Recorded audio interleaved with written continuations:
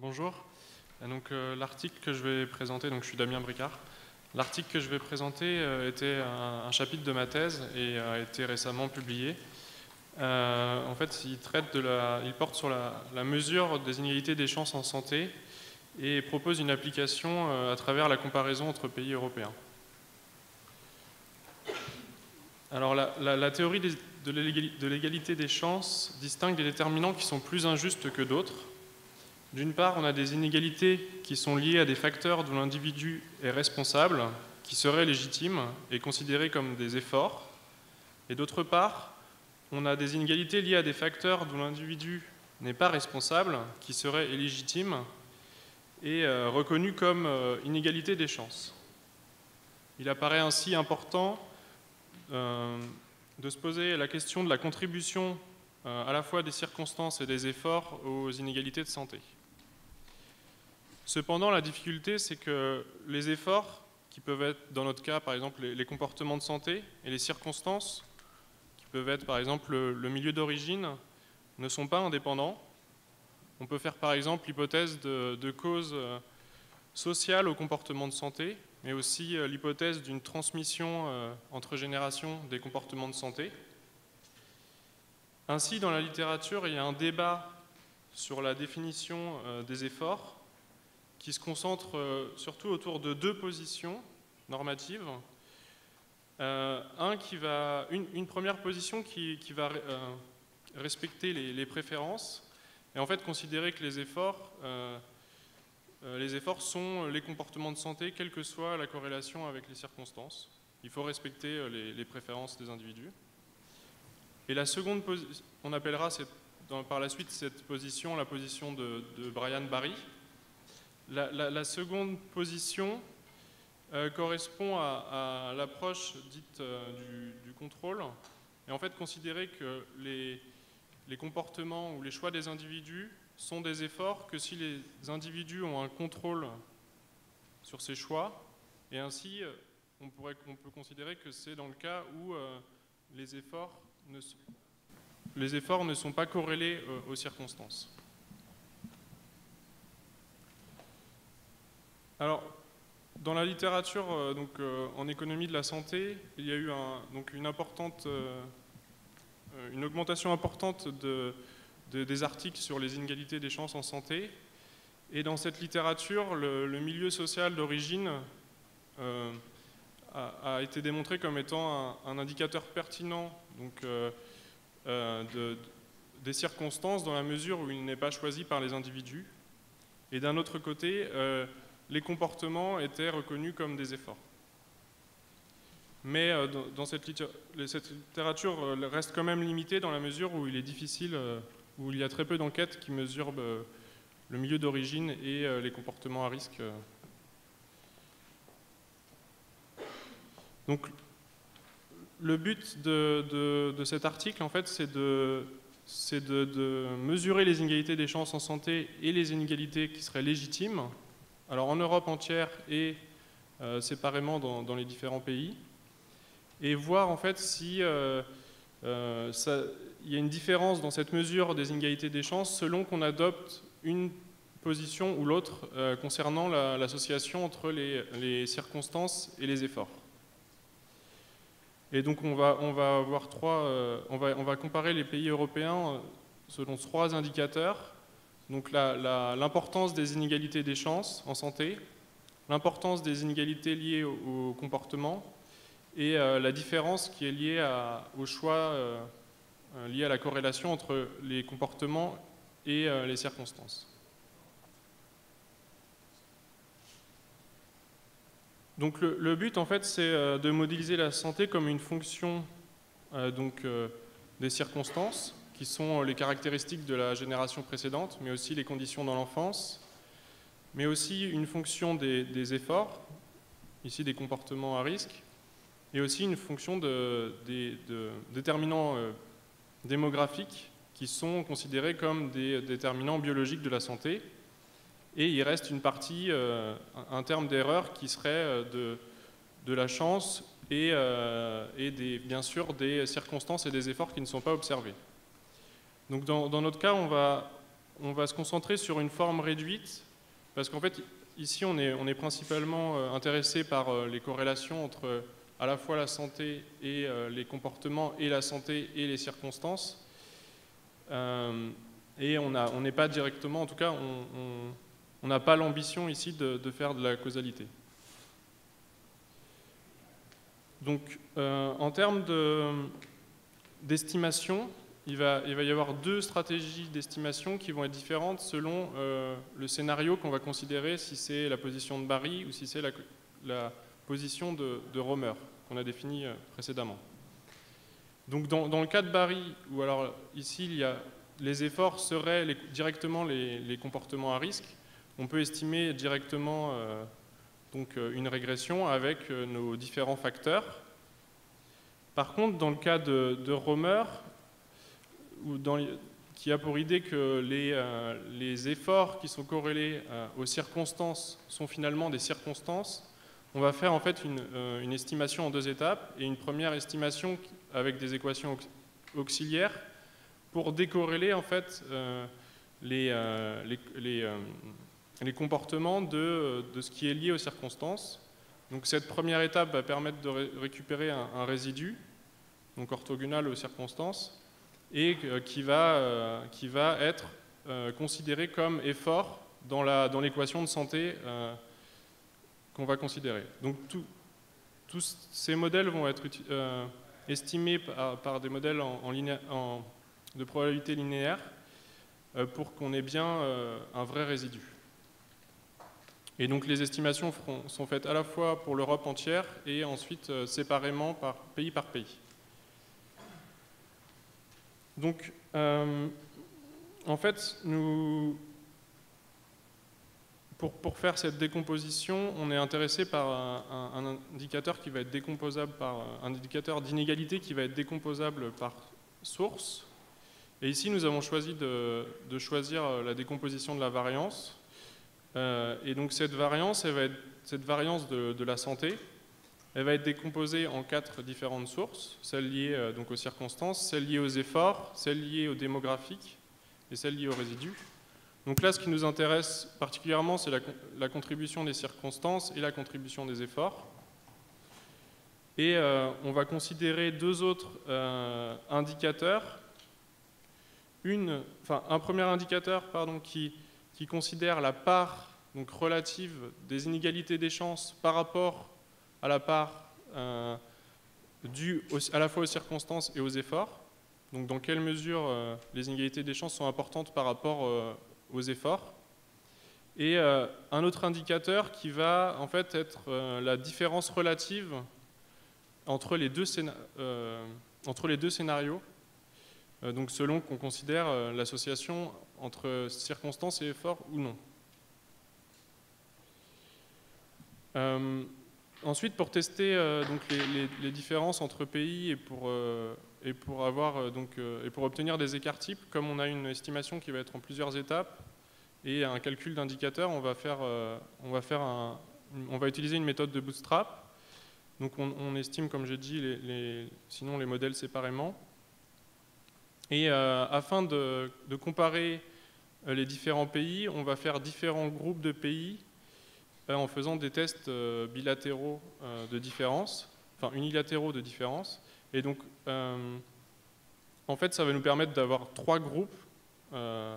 Et on a fait le choix en fait, de retenir un premier groupe avec des inégalités qui sont considérées comme fortes dans le cas où en fait, l'inégalité est au moins plus forte significativement plus importante que dans un autre pays, et qu'au sein de ce groupe-là, il n'y ait pas de différence en fait, significative. Et à l'inverse, un groupe de pays avec de faibles inégalités. Et au milieu, un groupe intermédiaire en fait, qui n'est pas vraiment différent des deux autres. Donc, pour cet article, on a utilisé principalement la 3e vague de l'enquête SHARE, donc qui s'appelle SHARE Life, donc qui est en fait une enquête rétrospective sur les événements de vie des individus. Donc il s'agit d'adultes européens de 50 ans et plus. Donc ici, on a restreint l'échantillon des individus entre 50 et 80 ans. Il s'agit en fait d'une enquête qui est représentative de la population européenne, donc de 13 pays, donc les pays scandinaves, d'Europe centrale, du sud de l'Europe et de 2 pays en transition. Notre mesure de la santé, on va utiliser la santé auto-évaluée, qu'on va définir en fait entre une bonne santé et une mauvaise santé. Et en fait, on a après 3 groupes de variables. Les circonstances qui sont récoltées donc, par l'enquête, la partie de l'enquête rétrospective, donc la vague 3, et les comportements à risque qui sont issus des vagues précédentes de l'enquête. Donc là, on peut voir la variation en fait, de l'état de santé entre les pays. Donc on a le moins bon état de santé avec moins de 40% de bonne santé en Pologne. Et à l'autre extrémité, on a la Suisse avec quasiment 80% de bonne santé. Et au niveau européen, on a 62% de bonne santé. Donc, concernant les circonstances, on a pris 3 groupes de variables. Donc, un nombre important de circonstances, en fait. Donc, une des premières circonstances qui sont le milieu social d'origine, donc avec la profession, la catégorie socio-professionnelle du père. Aussi, comme un proxy du niveau d'éducation, on utilise le nombre de livres à la maison pendant l'enfance. Et aussi un indicateur, plusieurs indicateurs de conditions de vie dans l'enfance. Et 2 indicateurs qui sont liés à des périodes de difficultés dans l'enfance. Un qui est lié à des difficultés financières et l'autre d'avoir vécu un épisode de faim dans l'enfance. Aussi, on utilise l'état de santé des parents, un indicateur d'état de santé des parents, avec en fait le statut vital et la longévité dans le cas où les parents sont décédés. Donc, longévité considérée relativement élevée ou faible, et des comportements de santé des parents. Donc le tabac, des problèmes avec l'alcool et aussi le fait d'avoir fait des consultations régulières chez le dentiste pendant l'enfance pour ces enfants. Concernant les variables de comportement de santé, on en a considéré 3. Donc le fait d'avoir été fumeur dans les vagues précédentes, le fait d'être obèse. Et donc là, c'est une variable qu'on peut dire un peu controversée, mais qu'on utilise en fait parce qu'elle est souvent considérée comme l'agrégation de beaucoup de modes de vie, même si après on pourra en discuter, puisque ça peut être vraiment discutable. Et une autre variable qui regarde le fait ou non de faire de l'activité physique. Donc là, je vais présenter rapidement les résultats des régressions au niveau de l'Europe entière, puis après je passerai directement aux indicateurs d'inégalité par pays. Donc au niveau, là il n'y a pas de surprise, on avait pris des déterminants qui comptaient pour la santé, donc on voit que les différents déterminants comptent pour la santé. Notamment, ce qu'il faut remarquer, c'est que quand même on trouve que la profession du père joue assez peu, et que en fait ce qui joue dans le statut social, c'est surtout on voit ce qui est lié à l'indicateur de niveau d'éducation et l'indicateur de conditions de vie. Ce qu'il faut voir, en fait, la différence entre les 2 modèles, c'est qu'il y a on a une augmentation de la taille de l'importance des coefficients dans le modèle de Romer, dans la mesure où là, en fait, ce qui se passe, c'est qu'on récupère les effets indirects de ces variables-là qui passaient en fait à travers les comportements à risque. Et là, dans ce modèle-là, comme on met un résidu, on récupère ces effets indirects-là qu'on veut mesurer par la suite. Donc là, je vous présente aussi au niveau européen les équations auxiliaires. Donc on voit bien que qu'il y a une importance, enfin que c'est assez important de prendre en compte l'association entre comportement et circonstances. Notamment, on voit que le tabagisme il est lié de façon importante à la santé des parents, mais aussi au comportement des parents, que l'obésité est fortement marquée socialement et aussi liée à la santé des parents, et que la sédentarité est aussi reliée à des indicateurs socio-économiques. Donc là, si on passe maintenant aux comparaisons entre pays européens, donc là, ce que je vous présente, c'est la variance totale en fait qu'on a entre pays européens, enfin au sein des différents pays européens au niveau de la santé. Donc on a la plus faible variance en Suisse avec 0,162 de variance, et la plus forte en Espagne avec 0,25. Ensuite, si on regarde les résultats des décompositions, donc là je vais présenter d'abord les résultats avec le scénario Barry, donc quand on ne prend pas en compte l'association entre circonstances et effort. Donc on voit que pour les inégalités des chances, donc déjà les inégalités des chances sont significatives pour tous les pays, même si elles sont peu significatives en Suisse.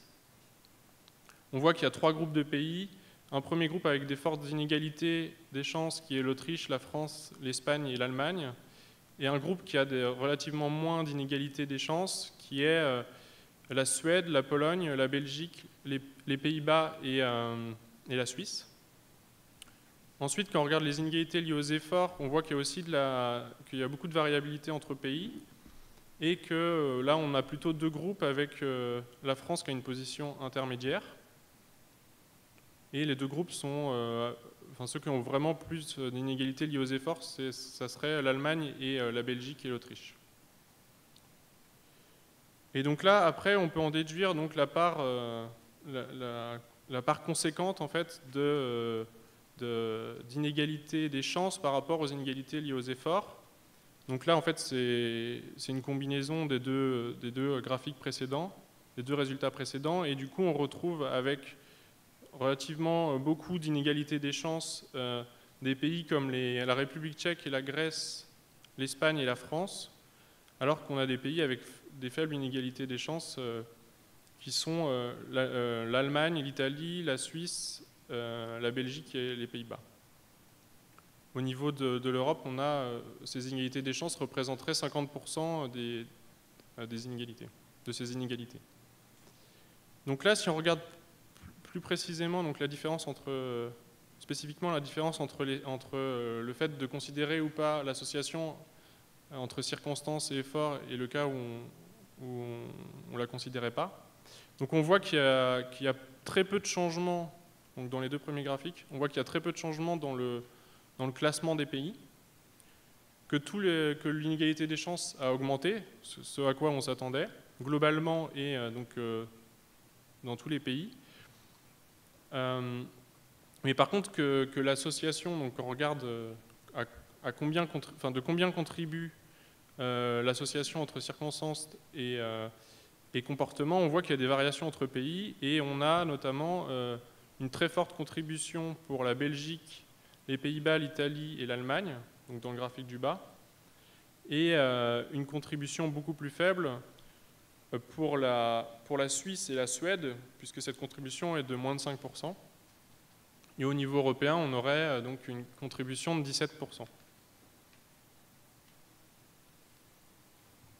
Donc, ce qu'on peut faire comme bilan, c'est que donc cette étude a permis de montrer qu'il y avait des différences dans les inégalités des chances entre pays européens, avec un nombre important de circonstances, et que, en fait, que l'importance des inégalités des chances et les inégalités liées aux efforts ait varié beaucoup entre les pays, et qu'il y avait une association qui variait aussi beaucoup entre ces différents pays. Une association entre circonstances et efforts qui variait beaucoup entre ces différents pays. Donc, comment on peut interpréter ces résultats? En fait, quelles pistes on peut avoir pour interpréter ces résultats? Tout d'abord, ce qu'on voit donc, au niveau macro, c'est que au final, la part des inégalités des chances, elle est beaucoup plus reliée à l'inégalité totale que la part due aux inégalités des efforts. Ce qui voudrait dire que un pays qui a beaucoup plus d'inégalités des chances aurait plus d'inégalités de santé. Ensuite, on a commencé à explorer donc, les liens avec des variables d'autres variables macroéconomiques. On a trouvé des liens avec la mortalité, entre l'inégalité des chances et la mortalité infantile dans les années 80, donc, ce qui serait un bon indicateur des dépenses de prévention. Ensuite, on a d'autres pistes concernant l'explication de ces inégalités, notamment en regardant quelle était la contribution à ces différences de la distribution donc, des caractéristiques selon les pays et sinon de l'effet de ces caractéristiques selon les pays, pour essayer de creuser d'où venaient ces différences. Et donc pour terminer, on a envie aussi de tester, voir si nos résultats ils sont sensibles ou non au choix de l'indicateur de santé retenu. Voilà. Et donc là, on va plutôt dire que c'est une analyse exploratoire, mais pour définir des politiques publiques, il faut faire des analyses de causalité plus approfondies. Voilà, merci.